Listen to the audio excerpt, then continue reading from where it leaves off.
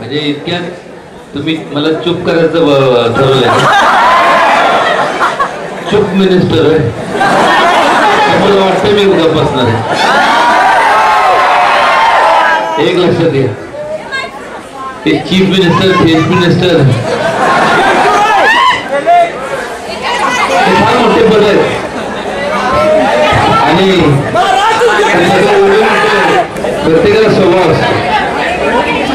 मुख्यमंत्री पद मुख्यमंत्री होणं जर व्हायचं असतं तर त्याला काय फार अवघड नाही. ऐकून घ्या.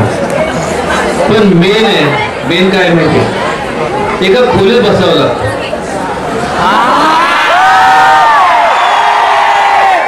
बाहेर फिरता येत नाही, तुमच्या लोकांना भेटता येत नाही आणि मग बघता बघता आयुष्य निघून जात. परत तुम्ही म्हणणार आल्यानंतर वा मुख्यमंत्री झाल्यानंतर आमचा विसर पडला.